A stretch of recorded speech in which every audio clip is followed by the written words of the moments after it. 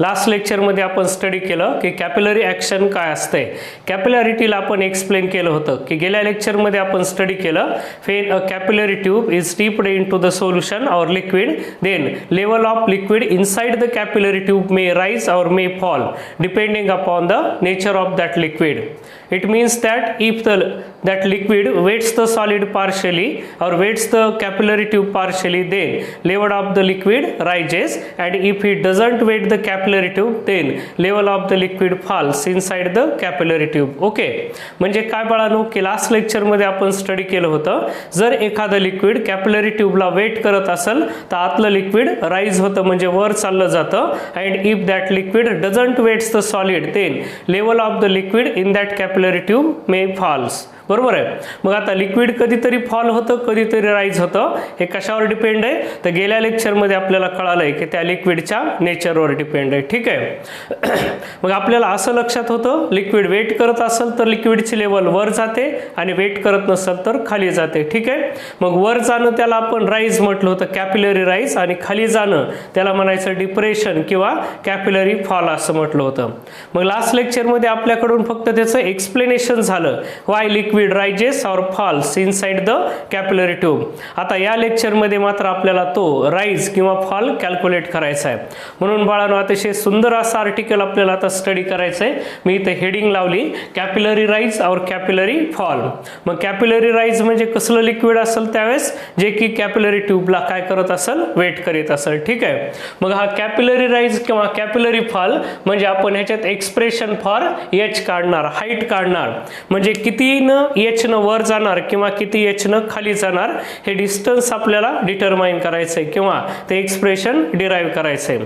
मग हे expression for the capillary rise किंवा कॅपिलरी फॉल ज्याला म्हणतो आपण, हे एक्सप्रेशन काढण्याच्या बाळानं दोन मेथड्स आहेत. एक पहिली मेथड असते प्रेशर डिफरन्स मेथड आणि दुसरी जी मेथड आहे त्याला आपल्याला फोर्सेस मेथड असं म्हणायचं. आता प्रेशर डिफरन्स मेथड म्हणजे काय म्हणताल तुम्ही, तर तुम्हाला आठवत असेल आपण एक एक्सेस प्रेशरचं डेरिव्हेशन घेतलं होतं. म्हणजे काय, आपण असं पाहिलं होतं, पहा, हा जर लिक्विडचा ड्रॉप असेल तर एक्सेस प्रेशर याच्यातलं P I minus P zero is equal to 2t upon R असं काढलं होतं. आणि तुम्हाला आठवत असेल बबलसाठी हेच expression 4t divided by R असं काढलं होतं आपण. ठीक आहे. मग आता या एक्सप्रेशनने आपल्याला काय सांगितलं होतं की या कॉन्केव्ह प्रेशरवरचं प्रेशर हे कॉन्व्हेक्स पेक्षा जास्त असतंय. मग आतलं प्रेशर आणि बाहेरचं प्रेशर या दोन्हीतलं डिफरन्स सांगणारं हे इक्वेशन होतं. ठीक आहे. मग या प्रेशर डिफरन्सचं ही जे इक्वेशन आहे बाळांनो याला आपण यूज करणार आणि आज हा एच काढायचा प्रयत्न करणार. एच म्हणजे काय, हाईट, की किती हाईटनं लिक्विड वर जाईल किंवा किती हाईटनं लिक्विड खाली जाईल ते डिटरमाइन करायचं काम आजच्या लेक्चरमध्ये आपण करणार आहे. ठीक आहे. तर चला मग बघूयात आता आपण की याचा यूज करून how we can calculate the height of liquid inside the capillary tube. Actually त्याला आपण काय म्हणणार, राईज और fall of the liquid in a capillary tube. चला, पहिली जी मेथड आहे ती मी इथं लिहून टाकायलोय. दोन मेथडने हे काम करू शकतो आपण. तर पहिली मेथड काढायला मी प्रेशर डिफरन्स मेथड. आणि मग तुम्हाला लक्षात ठेवायचं आहे प्रेशर डिफरन्स मेथड काय सांगते आपल्याला की कॉन्केव्ह सरफेस आणि कॉन्व्हेक्स सरफेस याच्यावरच्या प्रेशरमध्ये डिफरन्स असतो आणि तो कितीचा असतंय, जर ड्रॉप असेल म्हणजे लिक्विड असेल आतल्या साईडला तर 2t अपॉन आर, आणि जर आतून पण एअर असेल तर 4t डिवायडेड बाय आर असं होतं. ठीक आहे. चला मग आता या आर्टिकलला विदाउट वेस्टिंग टाइम आपण स्टार्ट करू. इमॅजिन करा, हे पहा, आपण असं इमॅजिन करू की एक कॅपिलरी ट्यूब आहे जिची रेडियस किती, स्मॉल आर आहे. स्मॉल आर ही रेडियस ऑफ कॅपिलरी ट्यूब आहे, लक्षात घ्यायचा, रेडियस ऑफ कॅपिलरी ट्यूब. ही जी कॅपिलरी ट्यूब आहे आपण गेल्या लेक्चरमध्ये पाहिलेली, हिचा डायमीटर खूप खूप छोटा असते. असं समजू आर तिची रेडियस होती आणि ही काय केली बाळांनो आपण, डीप केली. कुठं, एखाद्या लिक्विड मध्ये विच वेट्स द सॉलिड. जर सॉलिडला म्हणजे कॅपिलरी ट्यूबला जर ते लिक्विड वेट करत असेल तर या टाईपनं असेल हे असं लिक्विड आपण गेल्या चॅप्टरमध्ये गेल्या लेक्चरमध्ये स्टडी केले. याच्यामध्ये लिक्विडची लेवल अशी राईज होईल. ठीक आहे. या टाईपनं लिक्विड, ही जी हाईट एच आहे ही हाईट एच काढायची बाळांनो आज आपल्याला. ठीक आहे. मग आता या एक्सप्रेशन कडे बघू. प्रेशर डिफरन्स फॉर्म्युला आपल्याला कसा यूज करता येऊ शकतो तो पार्ट आपल्याला पाहायचा इथं, ठीक आहे. मग आता हे प्रेशर डिफरन्सचा फॉर्म्युला यूज करत असताना मी आता इथला आतला जो पार्ट आहे हा कॉन्केव्ह अपवर्ड आहे, लक्षात घ्या. लिक्विड वर गेलेलं दाखवायचं आहे. मी एवढ्या डिस्टन्सला काय म्हटलेलं आहे एच, आणि हे डिस्टन्स हे एचचा आपल्याला फॉर्म्युला काढायचा आहे. मी काय करतो आता एवढाच भाग झूम करतो म्हणजे मोठा करून साईडला काढायला. इमॅजिन करा तो जो लिक्विड कॉलम आहे इथला तो मी इथं काढला, म्हणजे का इथून वरचा पार्ट जो असेल तो या टाईपचा हा लिक्विड कॉलम झूम करून पाहिला तर आपल्याला तो असा दिसायला आहे, आणि लिक्विड मिनिस्कस या टाईपने असं समजू वरच्या कडेला, ठीक आहे. मग इथं जर टँजंट काढली बाळांनो तर ती अशी टँजंट असेल, हा अँगल ऑफ कॉन्टॅक्ट असेल. मग आता आपल्याला जास्तीत जास्त काम कशावरती करायचं, या लिक्विड मिनिस्कस वरती करायचंय. मग आता प्रेशर डिफरन्सचा एक्सप्रेशन कसं यूज करायचं बघा. प्रेशर डिफरन्सचा यूज करून आपल्याला हे डिस्टन्स एच काढायचं आहे. बघा आता मी हे जे एवढा अंतर याला एच म्हणतो, हा याचा झूम केलेला पार्ट आहे.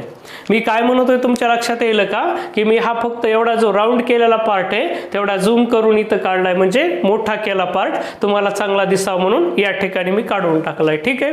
बरं चला आता काय करायचं आपल्याला पुढे जाताना बाळांनो, या कॅपिलरी ट्यूबचे रेडियस तर आरच आहे, आणि ह्या लिक्विडची डेन्सिटी काय समजू आपण, हे जे लिक्विड याच्या डीप केलंय त्याची डेन्सिटी रो समजू, ठीक आहे. बरं चला आता पुढे जाऊयात. आपल्याला काय यूज करायचंय की या पॉइंटचं प्रेशर किती असेल ते काढायचंय आपल्याला माहिती हो का, एच एवढ्या हाईटचा हा लिक्विड कॉलम आहे. मी असा राऊंड याचा तयार करतो. हा एच एवढ्या हाईटचा हा लिक्विड कॉलम आहे, म्हणजे एवढ्या हाईटचं लिक्विड असेल तर इथलं प्रेशर तुम्हाला पाठ आहे किती असते बेटा, रो एच जी असते. सुरुवातीलाच्या टॉपिकच्या सुरुवातीलाच पाहिलं आपलं. मग ही प्रेशर डिफरन्सची मेथड काय सांगते की एच एवढ्या लिक्विड कॉलममुळेचं इथलं जे प्रेशर आहे ते किती एवढं असायला पाहिजे, तर या प्रेशर डिफरन्स एवढा असायला पाहिजे. मग आता मला सांगा ही जी आहे इथली कॉन्केव्ह सरफेस आहे, इथल्या पॉईंटचं प्रेशर आणि इथलं प्रेशर याच्या डिफरन्स कितीचा असेल, तर काल पाहिल्यासारखं आपण आतल्या साईडला लिक्विड आहे म्हणजे तो किती असेल 2T/R एवढा असायला पाहिजे. तुम्ही म्हणताल आता सर इथं कॅपिलरी ट्यूबची रेडियस तर आर होती, तुम्ही कॅपिटल आर का लिहिला बेटा, मी बरोबर लिहिलंय. कॅपिलरी ट्यूबची ती रेडियस नाही, कुणाची का इथं जो हा लिक्विड मेनिस्कस आहे या टाईपचा कॉन्केव्ह लिक्विड मेनिस्कस, इमॅजिन करा मी याला कंप्लीट करतो असं समजा. का मी याचा जर का असा हे सर्कल जर कंप्लीट केलं या टाईपनं तर हे असं दिसेल, लक्षात ठेवायचा. मग याची काहीतरी रेडियस असेल या ठिकाणी. मी ट्यूब वर वाढवतो, हे पाय कॅपिलरी ट्यूब आहे आणि हे लिक्विड मेनिस्कस आहे. लिक्विड मेनिस्कस म्हणजे काय, असा या टाईपचा स्पियर समजा, याची रेडियस आर असेल. मग हा जो लिक्विड मेनिस्कस आहे हे डिस्टन्स आर आहे, हे डिस्टन्स सुद्धा काय आर आहे, आणि आपला जो स्मॉल आर आहे का बेटा तो हा इथं आहे. हे जे आडवं डिस्टन्स आहे हे स्मॉल आर आहे. आपल्याला प्रूव्ह करायचंय योग बेटा, आता इथं नीट लक्ष द्यायचंय तुला थोडंसा. आपल्याला दाखवायचंय जर हा अँगल थिटा असेल, हा अँगल ऑफ कॉन्टॅक्ट जर थिटा असेल तर इथला अँगल सुद्धा थिटा असतो. कसं प्रूव्ह करता येऊ शकतं बेटा, बघ व्यवस्थित लक्ष दे. ह्या लाईन आणि या लाईन मधला अँगल थिटा आहे, तर मी ही लाईन वर वाढवली, या लाईनचा परपेंडिक्युलर हा आहे आणि याचा परपेंडिक्युलर हा इथला काढलाय, हा मी बरोबर याला परपेंडिक्युलर काढलाय.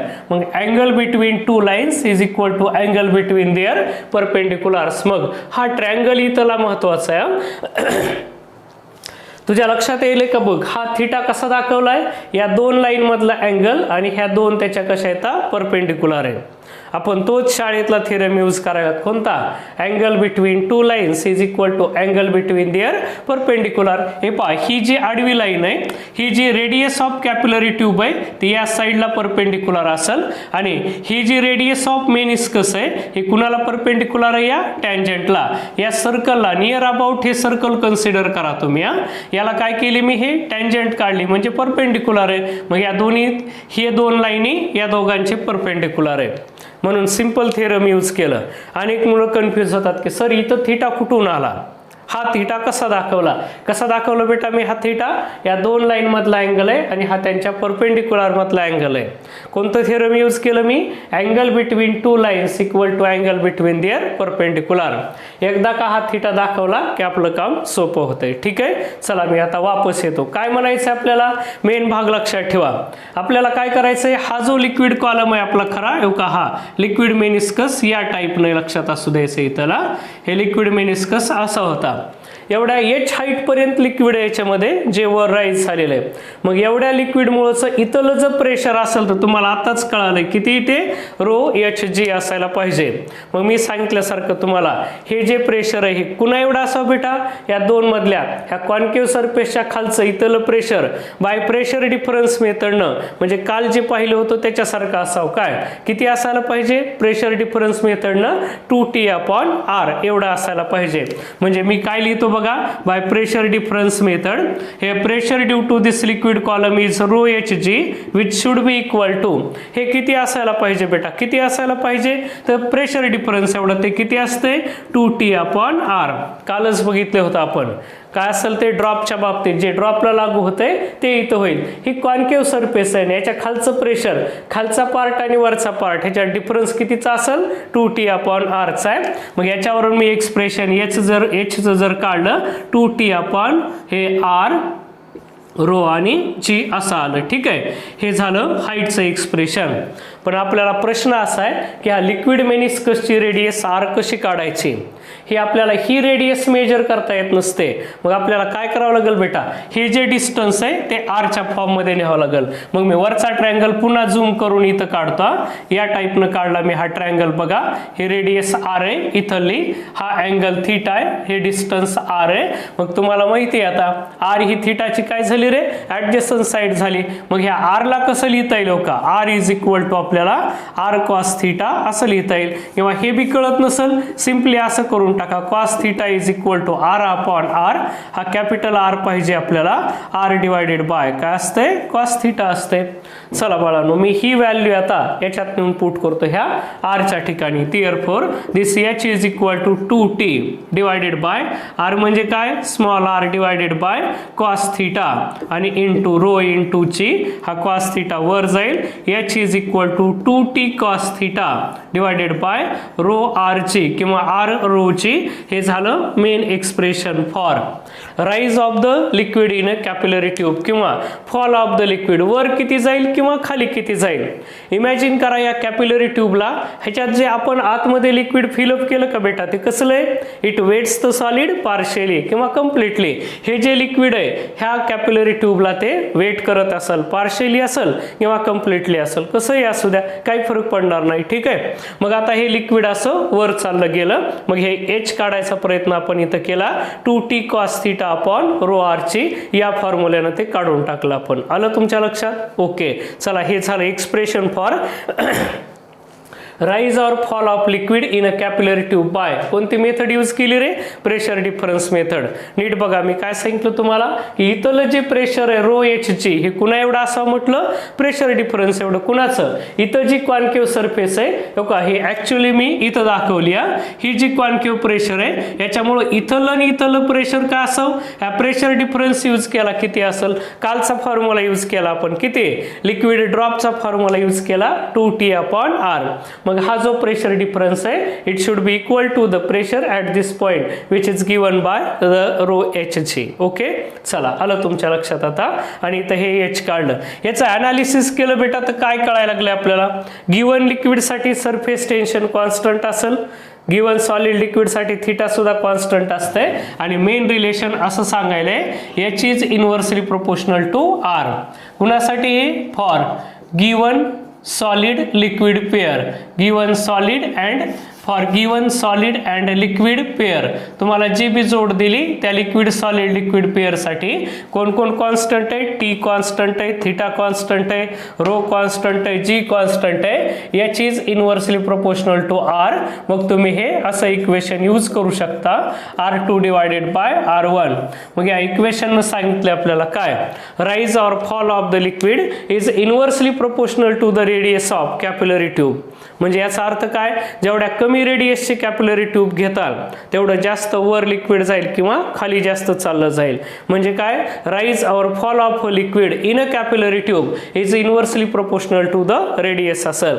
आणि याच्यावर प्रॉब्लेम विचारतात बेटा, काय म्हणतात की रेडियस अगोदरची R होती, नवीन रेडियस दुप्पट केली तर राइज आणि फॉल काढा म्हणतील, हाईट ऑफ लिक्विड लेवलला कम्पेअर करा म्हणतील. तर इझिली आपण ते काम करू शकतो याच्यात. ठीक आहे, नंतर MCQ मी ज्यावेळेस या टॉपिकचे घेईल त्यावेळेस तुम्हाला कळेल की याच्यावर प्रॉब्लेम कसा विचारतात. सिम्पली असं म्हणतात कॅपिलरी ट्यूब चेंज केले म्हणजे रेडियस दुप्पट केली, R2 is twice R1, R1 cancel, H1 is equal to काय ट्वाइस H2 म्हणजे H2 हाफ होईल. रेडियस दुप्पट करा, हाईट हाफ होईल, कारण या दोन्हीत कशी इनवर्स रिलेशन आहे. ठीक आहे, मी पाणी पितो एकदा. बरं चला, ही आली पहिली मेथड आली. कोणती होती? Pressure difference method. खूप इझी मेथड आहे, पण तुम्हाला हे कळत नाही काय हा कॅपिटल R कसा घ्यायचा, तर मी तुम्हाला चांगला एक्सप्लेन केला आहे. मी काय सांगितलं की ही जी रेडियस आहे ती कुणाची रेडियस आहे बेटा? It is the radius of liquid meniscus. हे जे लिक्विड मेनिस्कस आहे म्हणजे हा स्पियर कन्सिडर करा एक प्रकारचा, त्याची रेडियस आपण इमॅजिन करतो तिथं. ठीक आहे, चला आता पुढच्या मेथडकडे जाऊ. कोणती मेथड आहे पुढची आपली? तर पुढची मेथड आपल्याला पाहिजे फोर्सेस मेथड. एक्झाममध्ये याच्यावर तुम्हाला क्वेश्चन कसा विचारू शकतील बघा तुम्ही नीट. एक मेथडचं नाव सांगतील, त्या मेथडनं एक्सप्रेशन काढा म्हणतील. मग मी आता जी तुम्हाला सांगितली ती कोणती होती बेटा? प्रेशर डिफरन्स मेथड होती. परीक्षेत तुम्हाला कोणती विचारायले त्याच्याकडे लक्ष द्यावं चांगल्या प्रकारे. ठीक आहे, चला मी आता दुसऱ्या मेथडनं जातो. By using forces method. बघा फोर्सेसचा यूज करून फोर्सेस मेथड असं म्हणून टाकतो. ही सुद्धा अतिशय इझी मेथड आहे, विशेष असं काही नाही याच्यात सुद्धा. पुन्हा तेच काम करू आपण. काय इमॅजिन करू? एक कॅपिलरी ट्यूब आहे whose radius is small r and it is tipped into the liquid of surface tension T असेल, थीटा त्याचा अँगल ऑफ कॉन्टॅक्ट असेल, सो अँड सो असेल. ठीक आहे, आता याच्यामध्ये काय लक्षात ठेवायचंय? मगाशीचं काय केलं रे? Pressure due to liquid column. बघा pressure due to liquid column कुणासोबत केलं आपण? कम्पेअर केलं तर मग अशी प्रेशर डिफरन्स एवढं. मग आता आपण काय करणार? Weight of liquid column. बघा मी आधी डायग्राम ड्रॉ करतो म्हणजे तुम्हाला समजेल लवकरात लवकर. बघा मी हे वेसल कन्सिडर केलं आणि याच्यामध्ये अशी ही कॅपिलरी ट्यूब ड्रॉ करतो. याच्यात इथपर्यंत लिक्विड होता असं इमॅजिन करू आणि या कॅपिलरी ट्यूब मधलं लिक्विड मात्र वर राईज होणार आहे. ही मेथड कशी बाळांनो? बघा याच्यात असं लिक्विड वरपर्यंत चाललं गेलेलं असेल या टाईप इथपर्यंत असं समजू आणि हे जे डिस्टन्स आहे मी या डिस्टन्सला h म्हणतो. आता लिक्विड मेनिस्कस इथला कसा आहे बघा, या टाईपनं लिक्विड मेनिस्कस आहे असा असणार आहे. आता याला नीट विचारात घ्यायचं. मग इथलं जे लिक्विड कॉलम आहे ह्या फोर्सेस मेथडमध्ये काय करायचं असते? ह्या लिक्विड कॉलमचं वेट कुणासोबत कम्पेअर करायचं की बाबा हे लिक्विड जे वर चाललंय ते का चाललं आपल्याला कालच कळालेलं. का कळालं होतं की हे जे लिक्विड मेनिस्कस आहे याच्यावरती अपवर्ड डायरेक्शननं फोर्स ऍक्ट होईल. कोणतं? सरफेस टेन्शनचं. कसं ऍक्ट होत असते बघा, मी पुन्हा एवढी झूम करून डायग्राम दाखवतो तुम्हाला. या टाईपनं साईडला डायग्राम बघा, हा लिक्विड मेनिस्कस आहे लक्षात घ्या. या टाईपचा लिक्विड मेनिस्कस आहे. तुम्हाला माहिती, मी आता ही खाली डायग्राम ड्रॉ करतो. याच्याकडे लक्ष द्या, 2-4 वळीचं काम आहे फक्त.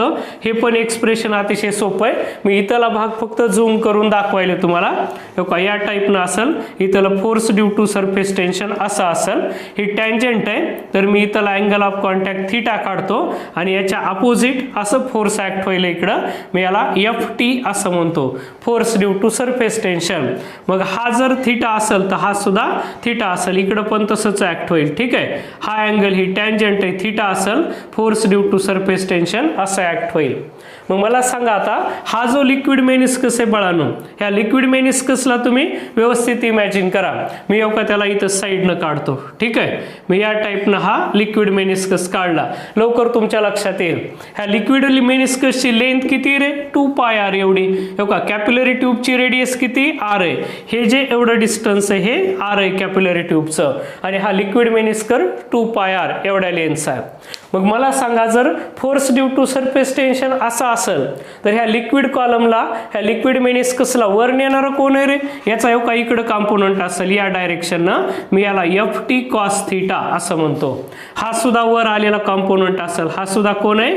हा FT cos थीटा असेल. बघा काय म्हणालो मी, हे force due to surface tension आहे. ऍक्च्युली ते इकडे ऍक्ट होईलय पण ट्यूब त्याला रिॲक्शन द्यायलंय. याची रिॲक्शन इकडं असेल बेटा. ठीक आहे, मग मी याला रिझॉल्व केलं केलं तर इकडे ft cos θ येईल आणि इकडल्या डायरेक्शन असेल ft sin θ. आपल्या पुस्तकानं ते दाखवलं नाही पण आपण समजून घ्यायचं. याचा सुद्धा का इकडे असेल ft sin θ. तुम्हाला कळायलं ft sin θ कसे आहेत रे, opposite in direction they get cancel. हा ft sin θ आणि हा ft sin θ एकमेकाला कॅन्सल होतील. मग आता मोस्ट इम्पॉर्टंट पॉइंट बाळा तुला लक्षात ठेवायचा काय, अपवर डायरेक्शनला लिक्विड मेनिस्कस असा आहे. मग ओके वरच्या डायरेक्शनला इथं जे फोर्स ऍक्ट होईल ते कोणतं आहे, ft cos θ. Okay ft cos θ असं प्रत्येक पॉइंटला हे ft cos θ, या सुद्धा पॉइंटला कोण आहे ft cos θ, या सुद्धा पॉइंटला ft cos θ. म्हणजे हा जो वरच्या कडचा लिक्विड मेनिस्कस आहे तुला कळायले का बघ बेटा पुन्हा पुन्हा. हा जो लिक्विड मेनिस्कस आहे त्याच्यावर असं हे वर्टिकल फोर्स आहे म्हणून तर हे लिक्विड असं वर पळायला लक्षात घ्यायचं. ठीक आहे. मग एकदा का हे फोर्स कळालं की हे एकूण फोर्स किती रे, टोटल वर्टिकल अपवर्ड फोर्स म्हटलं मी. हा वर्टिकल कंपोनंट ft असं म्हणतो मी. का हा ft जर काढा म्हटलं तर तुम्ही कसा काढणार, हा ft cos θ मल्टिप्लाइड बाय काय घेणार याला 2πr. तुम्ही म्हणता सर आता इथं मधातच 2πr कुठून आला. बघ ना बेटा फक्त हे एका ठिकाणी ऍक्ट व्हायलाय का, नाहीये. किती अंतरात ऍक्ट व्हायलाय, एवढ्या 2πr. म्हणजे इथला जो लिक्विड मेनिस्कस आहे तो असा या टाईप नाही आणि याला प्रत्येक ठिकाणी वर्टिकल कंपोनंट असा आहे. कुणाचा वर्टिकल कंपोनंट ft चा. बेटा हॉरिझॉन्टल कंपोनंट कुठे गेला रे, बघ इकडला ft sin θ असा आहे, इकडला असा आहे. हे दोन opposite in direction. Horizontal component सगळे एकमेकाला कॅन्सल करायले. मग आता याच्यावरती फक्त वर्टिकल कंपोनंट वरच्या डायरेक्शनने ऍक्ट होईल म्हणून तर ते लिक्विडला असं वर वर वर वर नेतात, लक्षात घ्यायचा. मग आपल्याला काय करायचंय, इथं येऊन लिक्विड थांबल. कधी थांबल, ज्यावेळेस इक्विलिब्रियम मेंटेन केला. याचा अर्थ काय, हे जे टोटल वर्टिकल फोर्स आहे बेटा किती आलंय ftv म्हणजे काय, vertical component of force due to surface tension ft cos θ multiplied by 2πr असं काढलंय. का फोर्स किती ft cos θ. किती अंतरात ऍक्ट होईल रे बेटा, 2πr एवढ्या. मला सांगा ट्यूबच्या आतमध्ये म्हणजे इथं ते मधात ऍक्ट होतंय का, नाही, फक्त अलॉंग द सर्कम्फरन्स. म्हणजे जिथं जिथं लिक्विड या ट्यूबच्या कॉन्टॅक्ट मध्ये, जेवढा भाग ट्यूबच्या कॉन्टॅक्ट मध्ये तेवढ्याच भागात ते फोर्स ऍक्ट होईल आणि या लिक्विडला वर न्यायचं काम करते. बट आपलं लिक्विड इथून इथपर्यंत चाललं गेलं बेटा आणि हे एच एवढं अंतर कव्हर केलं की इथं जाऊन थांबलंय. म्हणजे ज्यावेळेस लिक्विड इथपर्यंत राईट झालं त्याने इक्विलिब्रियम मेंटेन केला. मग आता मी असं म्हणू शकतो काय, इन इक्विलिब्रियम, ह्या इक्विलिब्रियम मध्ये काय असेल, weight of that liquid column should be equal to पुन्हा एवढा असेल टोटल वर्टिकल कंपोनंट. हा vertical component of force due to surface tension. ज्यावेळेस बघा अपवर्ड डायरेक्शनचं हे फोर्स आणि हा एवढा जो लिक्विड कॉलम आहे, मी आता हा शेडेड रिजन तयार केला, एवढा जो लिक्विड कॉलम आहे याचं वेट आणि हे वर्टिकल फोर्स ज्यावेळेस एकमेकाला बॅलन्स करतील त्यावेळेस आता लिक्विड वर चाललं जाणार नाही. म्हणजे इक्विलिब्रियम मध्ये आपल्याला सांगता येईल हे जे weight of this liquid column किती लिहिता येईल, m × g लिहिता येईल. आणि हे तर मिळालंच आपल्याला किती, हे ft cos θ. ft cos θ असं काढलेलं आहे आपण, बरोबर आहे. ft cos θ किंवा मी याला सरफेस टेन्शनला t cos θ असं म्हणतोय काही. याला ft म्हणण्याच्या ऐवजी t cos θ. या प्रत्येक ठिकाणी किती t cos θ ऍक्ट व्हायलंय, ft म्हणण्याच्या ऐवजी t cos θ एवढं फोर्स म्हणा. ठीक आहे. ह्याला वर काय असेल, हे force due to surface tension आणि हा t cos θ असं दरवेळेस दाखवून टाका तुम्ही. ft म्हटलं काय t cos θ म्हटलं काय फरक पडणार नाही. It is the force due to surface टेन्शनच आहे. ठीक आहे. मग आता बघा ते ftv किती येईल, तर मी इथलं फोर्स पुट करून टाकतो किती, t cos θ multiplied by 2πr एवढा आला याच्यामध्ये. चला मी याला सिम्प्लिफाय करतो. m म्हणजे काय रे, एवढ्या लिक्विड कॉलम जो आहे हा बेटा याचं मास घ्यायचं आहे आपल्याला. मग तुम्हाला मास काढण्याची पद्धत माहिती कशी असते, डेन्सिटी कशी करतो आपण, मास अपॉन व्हॉल्यूम. तर मास कसं काढणार, डेन्सिटी मल्टिप्लाइड बाय व्हॉल्यूम. मग ह्या मी m ला कसं काढू शकतो बघा इथं, but m is equal to rho into v. Rho म्हणजे काय, या लिक्विडची डेन्सिटी आणि v म्हणजे काय, एवढा इथं जो सिलेंडर तयार झालाय एवढ्या सिलेंडरची वरच्या काय असेल, व्हॉल्यूम असेल. मग बघा ह्या m ला असं लिहू शकतो मी रो आणि हा सिलेंडरची व्हॉल्यूम असते πr² into h. πr² R square into H झाली. मग हे मास मी इथं पुट करतो, rho multiplied by pi R square H into हा इथला कोण रे G, it is equal to इथं कोण राहिले हे T cos theta into 2 pi R. हे असं भाग मला इक्वेशन कम्पेअर करता येते. इथं मी मासची व्हॅल्यू पुट केली. चला सारख्या टर्म कॅन्सल करा, आर आणि स्क्वेअर कॅन्सल होईल, हा पाय आणि हा पाय कॅन्सल होईल. मग शिल्लक काय काय राहिलं तिकडे बघा, इथं rho R into H into G शिल्लक राहिला आणि इकडं आहे 2t cos थिटा. आणि बघ बेटा याला जर सिम्प्लिफाय केलं तर मला असं लिहिता येऊ शकतंय 2t cos theta upon rho R G. हेच आपण मगाशी पण मिळवलं होतं. ठीक आहे. मग ही जी मेथड आहे ही फक्त कोणती, फोर्सेसची मेथड आहे. कोणते फोर्सेस रे, फोर्स ड्यू टू सरफेस टेन्शनला आपण फोर्स ड्यू टू सरफेस टेन्शनला कुणासोबत इक्वेट केलं आपण, weight of this liquid column. आता तुम्ही जर बोर्डाचं पुस्तक पाहिलं बेटा, त्याला काही ठिकाणी त्यांनी ft cos थिटा लिहिलंय, काही ठिकाणी t cos थिटा लिहिलंय. मग एवढं काय याला ft म्हटलं काय आणि t म्हटलं काय, काही फरक पडणार नाही, याच्यात कन्फ्यूज होऊ नका. ठीक आहे. मग ही होती फोर्सेसची मेथड. मग लक्षात ठेवा, फोर्सेस मेथडनं सरफेस टेन्शन जर राईज ऑफ लिक्विड और फॉल ऑफ लिक्विड काढायचं असेल तर आपण फक्त काय केलं, हे टोटल व्हर्टिकल फोर्सला कुणासोबत कम्पेअर केलं, weight of this liquid column त्याच्यासोबत कम्पेअर करून टाकलं. ठीक आहे. आणि हे अशा प्रकारे आपण एच काढून टाकला. हेच डेरिवेशन आपलं मगाशी पण आलं होतं. म्हणून मी आता पुन्हा एकदा हे थोडक्यात तुम्हाला डेरिवेशन सांगायचा प्रयत्न करायला लागलोय using the method of forces. काय काय केलं होतं याच्यात आठवा बघा. आपण काय काय केलं होतं तर पटपट आपल्या लक्षात आलं पाहिजे. आपण एक असं कन्सिडर केलं होतं, हे वेसल आहे, याच्यात कॅपिलरी ट्यूब होतं, इथपर्यंत लिक्विड राईज झालं होतं, बाहेरची लेवल इथपर्यंत असेल तर आपण फक्त एवढं काम केलं होतं. काय, याच्यावर ऍक्ट होणारं टोटल व्हर्टिकल फोर्स कसं काढलं होतं तर आपण असा लिक्विड मेनिस्कस काढला होता, त्याच्यावर अपवर्ड डायरेक्शनला किती टी कॉस थिटा आणि किती अंतरात ऍक्ट होईल रे 2 पाय आर, एवढ्या अंतरात ऍक्ट होईल. म्हणून टोटल फोर्स आपण T cos theta into 2 pi R, हे प्रत्येकाला कळालं पाहिजे, हे टोटल व्हर्टिकल फोर्स आहे. आणि याला कुणासोबत कम्पेअर केलं, हा जो लिक्विड कॉलम होता याचं वेट म्हणजे काय mg सोबत. तुम्हाला कळालं आता मास कसं काढलं होतं, density into volume into G is equal to T cos theta into 2 pi R.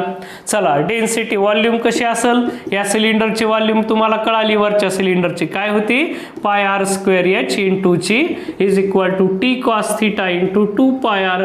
सारख्या टर्म आपण कॅन्सल केल्या, आर स्क्वेअर परत हा पाय आणि हा पाय कॅन्सल, इकडे राहिलं रो आर एच इंटू जी आणि इकडे राहिले होते 2t cos थिटा. आणि बाळांनो फायनली आपण याला असं लिहिलं होतं, this 2t cos theta is equal to rho R into G and finish. ठीक आहे. हे होतं फोर्सेस मेथडनं. आणि याच्या आधीचं जे काढलं होतं ते कोणतं काढलं, प्रेशर डिफरन्सनं. म्हणून एकदा ते पुन्हा एकदा बघा. प्रेशर डिफरन्सनं काढत असताना आपण पुन्हा तीच डायग्राम बघायला. बघा ही कॅपिलरी ट्यूब आहे, इथपर्यंत आतलं लिक्विड आहे आणि समजा एवढ्या भागामध्ये लिक्विड राईज झालेलं आहे. याच्यात काय करतो रे, इथलं प्रेशर किती रो एच जी आणि ते कुणा एवढा असं म्हटलं आपण प्रेशर डिफरन्स सोबत कम्पेअर केलं. ही वरची जी कॉन्केव्ह साइड आहे, या कॉन्केव्ह साइडचं प्रेशर आणि इथला काल बघितलं होतं आपण डिफरन्स किती असतो 2t अपॉन आर याच्या सोबत असतो. आणि आर काय घेतलं होतं बेटा आठवत असेल, हा आर होता आणि हा स्मॉल आर होता. मग इथला थिटा होता तर हा सुद्धा थिटा होता. ठीक आहे. आणि इथून आपण काढला होता R is equal to R upon cos theta होता. बघा याला जर सिम्प्लिफाय केलं तर 2t हे रो एच इंटू जी, याला काय हे rho H G is equal to 2t आणि ह्या आर ची value R upon cos theta होतं. तर rho H G is equal to 2t cos theta divided by हा स्मॉल आर आणि एच काढताना 2t cos theta upon rho R आणि G. आणि बघा तुम्हाला कळायलंय, हे दोन इक्वेशन कम्पेअर करा, सेम डेरिवेशन मिळतंय. मग आता मी मुद्दाम हे परत एकदा इथं का काढलंय, तुम्हाला मला मेन पॉइंट लक्षात आणून द्यायचा आहे. इथलं प्रेशरला कम्पेअर केलं आपण कुणासोबत, इथल्या प्रेशर डिफरन्स सोबत. आणि इथं मात्र काय केलंय, का weight of liquid column mg ला टोटल व्हर्टिकल फोर्सला कम्पेअर केलं. टोटल व्हर्टिकल फोर्स किती होतं 2t cos थिटा इंटू 2 पायर एवढ्या अंतरात आहे, म्हणून हे टोटल व्हर्टिकल फोर्स झालं. ठीक आहे. अशा दोन मेथडनं आपण एक्सप्रेशन फॉर द राईज किंवा फॉल म्हणू शकतो आपण. ह्या दोन्हीसाठी डेरिवेशन काढून टाकलं. ठीक आहे. तर चला हे आजच्या भागाचं आपलं मेन इंटेन्शन होतं. आता आपल्याला याच्यावरचे 1-2 प्रॉब्लेम सॉल्व्ह करायचे आहेत, म्हणजे तुम्हाला कळलं की हे एक्सप्रेशन कसं कसं यूज करायचं आहे. ठीक आहे. मग आता प्रॉब्लेम आपल्या बुक्सनी पण दिलेत, पण मी आधी एक सोपा आणि साधा प्रॉब्लेम घेतो. सरळ सरळ प्रॉब्लेम घेलो मी. बघा काय म्हणतील तुम्हाला की असं सांगतील capillary tube of radius R. बघा मी इथं लिहिलं a capillary tube of radius. Capillary tube of radius मी असं म्हणतो तुम्हाला 1.2 mm is dipped into water of surface tension. वॉटरचं सरफेस टेन्शन तुम्हाला सांगतील हे 7.2 इंटू 10⁻⁻² न्यूटन पर मीटर एवढं सरफेस टेन्शनमध्ये डीप केली म्हणते. ठीक आहे. पुन्हा काय म्हणतील तुम्हाला calculate the rise of water. बघा वॉटर वर जाणार आहे आपल्याला माहिती आहे इन कॅपिलरी ट्यूबमध्ये वॉटर किती जाईल ते काढा म्हणतात. वर राईज काढा म्हणजे एच काढा म्हणतील आणि तुम्हाला सांगतील ब्रॅकेटमध्ये वॉटरसाठी अँगल ऑफ कॉन्टॅक्ट 0 असतंय आणि जी ची व्हॅल्यू तुम्हाला माहितीच किती 10 मीटर पर सेकंड स्क्वेअर असते. ठीक आहे. बघा हा असा प्रॉब्लेम गिवन आहे आणि आपल्याला एच कॅल्क्युलेट करायचा. बेटा आता पार्ट झाला आपल्याला एचचा फॉर्म्युला काय 2t cos θ अपॉन ρr. चला या सगळ्यांच्या मी व्हॅल्यू पुट करतो. 2 हे टी किती 7.2 10⁻⁻² cos θ. बघा थीटा किती अँगल ऑफ कॉन्टॅक्ट इथं 0 आहे तो मी पुट केला. हे रो म्हणजे डेन्सिटी. वॉटरची डेन्सिटी तुम्हाला माहिती किती असते 10⁻³ म्हणजे 1000 किलोग्रॅम पर मीटर क्यूब एवढी असते. मी त्याची व्हॅल्यू पुट करतो. दिली नसली तरी आपल्याला माहिती असायला पाहिजे. प्युअर वॉटरची डेन्सिटी आपण एवढी घेतो. ठीक आहे. रेडियस ऑफ कॅपिलरी ट्यूब बघा 1.2 mm दिलंय, त्याचे मीटर करायला विसरू नका आणि जी ची व्हॅल्यू 10 आहे. चला सिम्प्लिफाय केलं तर काय आलं हे 2 इंटू 7.2 हे वरचे 10⁻⁻² काही कॅन्सल झाले डिवायडेड बाय हे 1.2 आणि इंटू 10 असते. मला वाटतंय 12×12 6 आले. हे 6 दोन्ही किती आले रे 12 इंटू 10⁻⁻³ हा 10 वर आला. ठीक आहे. या 10 ला मी वर शिफ्ट केलंय. So H is equal to किती आले हे 12 मिलीमीटर आले. म्हणजे एच इज इक्वल टू बघा हे 12 एवढी हाईट असेल म्हणजे तेवढ्या उंचीला वॉटर वर चाललं जाईल. लक्षात घ्या. हे जर मर्क्युरी दिलं असतं तर काय असतं रे mercury doesn't wet the solid. मग लेवल काय झाली असती खाली गेली असते. ठीक आहे. मग या टाईपचे प्रॉब्लेम असतात बेटा. तुम्हाला लिक्विड सांगतात कोणतं आहे त्याचं असं या टाईपनं सरफेस टेन्शन देतात. परत काय रेडियस ऑफ कॅपिलरी ट्यूब देतील. हो का थीटा अँगल ऑफ कॉन्टॅक्ट दिलाय, डेन्सिटी दिली जी दिलाय आणि काय काढा म्हटलेत एच काढा म्हटलेत. आणखीन होऊ शकते कधी तुम्हाला रेडियस काढा म्हणतील किंवा diameter of the capillary tube काढा म्हणतील. आपल्या बोर्डाच्या बुकने एक प्रॉब्लेम दिलाय. तुम्ही बघा तुम्हाला स्क्रीनवरती प्रॉब्लेम दिसायलाय. मी हा प्रॉब्लेम सॉल्व्ह करून घेतो तुमच्याकडून. ठीक आहे. बघा आता स्क्रीनवरचा प्रॉब्लेम तोपर्यंत तुम्ही वाचा म्हणजे तुम्हाला कसा सॉल्व्ह करायचा आहे ते सुद्धा कळलं. लक्षात घ्यायचं. काय म्हणते बघा मी प्रॉब्लेम वाचायलोय. A capillary tube of radius 5 into 10⁻⁻4 meter is immersed in a beaker filled with mercury. बघा कोणतं लिक्विड गिवन आहे मर्क्युरी लिक्विड गिवन आहे. The mercury level inside the tube is found to be 8 into 10⁻³ metre below the level. बघा level खाली चालली म्हणते त्याची of reservoir. The determine the angle of contact between mercury and glass. आणखीन काय दिलंय surface tension of mercury given आहे बघा अँड इट्स डेन्सिटी सुद्धा दिलेली जी ची व्हॅल्यू 9.8 घ्या म्हटले. ठीक आहे. आणि काय काढायला सांगितले आपल्याला बघा तुम्हाला जे काय काढायला सांगितले ते बघा काय काढायला सांगितले तर अँगल ऑफ कॉन्टॅक्ट काढा म्हणताय. मग आपल्याला माहिती असलेला फॉर्म्युला असायला लेकरांनो 2t cos θ अपॉन काय ρr ची. चला अँगल ऑफ कॉन्टॅक्ट काढायचा आहे म्हणजे cos θ काढायचा आहे. cos θ चा पटकन फॉर्म्युला आपला असा होईल h इंटू ρr इंटू ची डिवायडेड बाय 2t असा आपला फॉर्म्युला तयार झाला. आता काय फक्त आपल्याला व्हॅल्यू सबस्टिट्यूट करायच्या. त्यांनी दिल्यात ऑलरेडी व्हॅल्यू. बघा बरं एक एक व्हॅल्यू चेक करा. आता हाईट दिली त्यांनी. हाईट काय होईल मर्क्युरी मर्क्युरी काय करते बेटा, it doesn't wet the solid, म्हणजे लेवल काय होईल, खाली चालली जाईल त्याची. ठीक आहे, खाली चालली जाईल म्हणून एच ची व्हॅल्यू निगेटिव्ह घ्यायची. इथं किती रे बघा, किती सांगितलं, 8 × 10⁻³ मी त्याला मायनस घेतो, 8 × 10⁻³ सगळ्यांनी लक्षात घ्या. एच निगेटिव्ह का घ्यायचा, कारण लेवल खाली गेलेली म्हणते. 10⁻³ डेन्सिटी बघा त्याने सांगितले, डेन्सिटी किती, इट्स डेन्सिटी इज 13.6, 10⁻³ का 10⁻³ एवढी डेन्सिटी त्याची मर्क्युरीची. आणखीन काय काय राहिलंय, R radius of capillary tube बघा किती, 5 × 10⁻⁴ मी इथं पुट करतो, 5 × 10⁻⁴. आणखीन जी किती असेल, 9.8 घ्यायला सांगितलं त्याने, आणि whole divided by 2 into surface tension बघा बाळांनो किती दिलेलं आहे, ते किती दिलेलं आहे सरफेस टेन्शन, सरफेस टेन्शन दिलंय 0.465, आणि हा इकडे दिलाय आपल्याला कॉस थीटा. ठीक आहे, मग हा कॉस थीटा आहे, याला आपल्याला सगळ्याला सिम्प्लिफाय करायचं आहे.